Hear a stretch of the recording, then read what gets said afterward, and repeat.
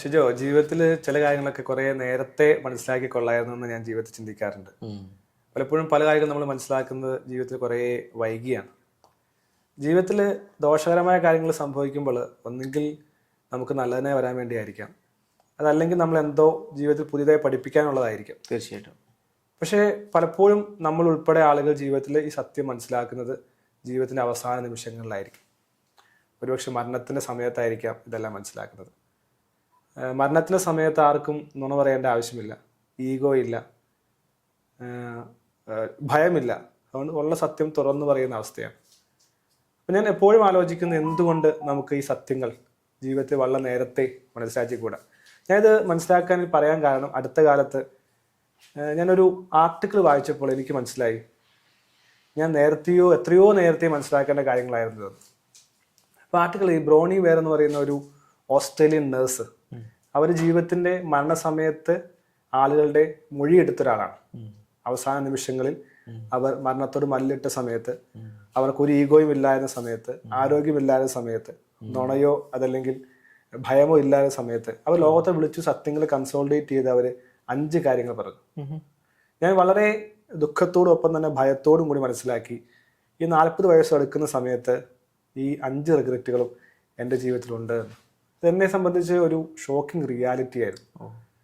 ഇത്രയും കാലം ജീവിച്ചു, നല്ല വിദ്യാഭ്യാസം നേടി, സമ്പത്തുണ്ടാക്കി, വാഹനങ്ങൾ ഉണ്ടാക്കി, പക്ഷേ എത്രയോ വലിയ ശൂന്യതയായിരുന്നു ഞാൻ അനുഭവിച്ചതെന്ന് തിരിച്ചറിഞ്ഞു. അപ്പം ഒന്നാമത്തെ കാര്യം അവർ പറയുന്നത് ഇതാണ്, ഞാൻ എനിക്ക് വേണ്ടിയല്ല ജീവിച്ചത്, ഞാൻ മറ്റുള്ളവർക്ക് വേണ്ടി ജീവിച്ചു എന്നുള്ള സത്യമാണ് അവർ ആദ്യമായി പറഞ്ഞത്. പലപ്പോഴും സത്യത്തിൽ നിന്ന് ആലോചിച്ച് വെച്ച് കഴിഞ്ഞാൽ എനിക്ക് വേണ്ടിയായിരുന്നു ഞാൻ ജീവിച്ചത്. പലപ്പോഴും പേരൻസിനെ സാറ്റിസ്ഫൈ ചെയ്യാൻ, അല്ലെങ്കിൽ സമൂഹത്തെ സാറ്റിസ്ഫൈ ചെയ്യാനുള്ള ഒരു വലിയ പ്രൊഫഷണൽ മാസ്ക് ഇട്ടുകൊണ്ട് ജീവിച്ച ഒരാളല്ലേ ഞാൻ പലപ്പോഴും ചിന്തിക്കാറുണ്ട്. ശരി, ഒരുപക്ഷെ എന്നെപ്പോലെ ചിന്തിക്കുന്ന ആളുണ്ടാകാം. പലപ്പോഴും എൻ്റെ ഇഷ്ടത്തിന് വേണ്ടിയല്ല ഞാൻ ജീവിക്കുന്നത്, എൻ്റെ മക്കൾക്ക് വേണ്ടി, എൻ്റെ പേരൻസിന് വേണ്ടി, എൻ്റെ കുട്ടികൾക്ക് വേണ്ടി, എനിക്ക് എൻ്റെതായ ഒരു സന്തോഷം കണ്ടെത്താൻ ഞാൻ പലപ്പോഴും സമയം കണ്ടെത്താറില്ല എന്നുള്ളൊരു ചിന്തയായിരുന്നു. അപ്പോൾ ഇത് വലിയ തിരിച്ചറിവായിട്ടാണ് ഈ ബ്രോണി വെയർ പറയുന്നത്. ധാരാളം ആളുകൾ മരണത്തിൻ്റെ അവസാന നിമിഷത്തിൽ വേദനയോടെ പറഞ്ഞ കാര്യമാണ്, എനിക്ക് വേണ്ടി ജീവിക്കാമായിരുന്നു, എൻ്റെ സന്തോഷത്തിന് വേണ്ടി ജീവിക്കാമായിരുന്നു, ഞാൻ മറ്റുള്ളവരെ സംതൃപ്തിപ്പെടുത്താനായിട്ട് ജീവിച്ചു. ഞാൻ എന്നെ കണ്ടത് മറ്റുള്ളവരുടെ കണ്ണാടിയിലൂടെയാണ്, മറ്റുള്ളവർ എന്നെ എങ്ങനെ നോക്കിക്കാണണമെന്നുള്ള ആ ചിന്തയോടെയാണ് ഞാൻ ജീവിച്ചത്. ഒരു വിജയിയായപ്പോൾ, ഒരു ഫേമസ് ആയപ്പോൾ, ഒരു വെൽത്തി ആയപ്പോൾ, അതല്ലെങ്കിൽ എല്ലാ നല്ല ക്യാരക്ടറുമുള്ള ഒരു വ്യക്തി, മറ്റുള്ളവരുടെ പ്രതീക്ഷകൾക്കൊപ്പം ഉയർന്നപ്പോൾ അല്ലേ, അതിനു വേണ്ടിയായിരുന്നു ഒരു ലോങ് ഫൈറ്റ് ആയിരുന്നു എന്നുള്ളൊരു വളരെ വളരെ നേരത്തെ, ഒരുപക്ഷെ 40s അടുക്കുമ്പോൾ നല്ല തിരിച്ചറിവായിരിക്കും, പക്ഷേ അത് വലിയൊരു തിരിച്ചറിവ് സത്യമായിട്ട് എൻ്റെ ജീവിതത്തിൽ ഞാൻ മനസ്സിലാക്കിയ കാര്യമാണ്. ഞാൻ എനിക്ക് വേണ്ടി ആയിരുന്നു ജീവിച്ചത്, ഒരു ഫൈറ്റ് മോഡിലല്ലേ ജീവിച്ചത്, വിജയത്തിന് വേണ്ടിയുള്ള ഫൈറ്റ്. യൂട്യൂബിൽ വീഡിയോകൾ ചെയ്യുന്നു, യാതൊരു പുസ്തകങ്ങൾ എഴുതുന്നു, PhD പൂർത്തിയാക്കുന്നു, ലക്ഷങ്ങൾ നേടുന്ന ജോലിയും കൺസൾട്ടൻസിയും ചെയ്യുന്നു. പക്ഷേ അന്ത്യത്തിൽ ഞാൻ എനിക്ക് വേണ്ടി ജീവിച്ചോ, എനിക്ക് വേണ്ടി സമയം കണ്ടെത്തിയോ എന്നുള്ള ചോദ്യം, അത് മനുഷ്യനെ വേട്ടയാടുന്ന ചോദ്യം തന്നെയാണ്. ഒരുപക്ഷെ ലോകത്ത് ധാരാളം ആളുകൾ ഈ ഒരു വേദന അനുഭവിക്കുന്നുണ്ട് എന്നുള്ളതാണ് എനിക്ക് തോന്നുന്നത്.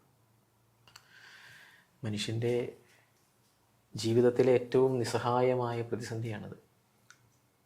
ഒരുപക്ഷെ 99% മനുഷ്യരും അവൻ്റെ മുന്നിൽ കിട്ടുന്ന ജീവിതത്തിലെ നിമിഷങ്ങൾ അവനവന് വേണ്ടി ജീവിക്കാതെ മറ്റുള്ളവരുടെ പ്രതീക്ഷകൾക്ക് വേണ്ടി, മറ്റുള്ളവരെ പ്രീതിപ്പെടുത്താൻ വേണ്ടി, മറ്റുള്ളവരെ സുഖിപ്പിക്കാൻ വേണ്ടി, അവരെ സന്തോഷിപ്പിക്കാൻ വേണ്ടി, അവരെന്ത് വിചാരിക്കുമെന്ന് കരുതി, അവരെന്നെപ്പറ്റി മോശമായി എന്തെങ്കിലും കരുതുമോ എന്ന ഭയത്തോടെ ഒക്കെ ജീവിച്ച് ഒരു ജീവിതത്തെ വ്യർത്ഥമാക്കി അനുഭവിച്ചാണ് 99% മനുഷ്യരും കടന്നു പോകുന്നത്.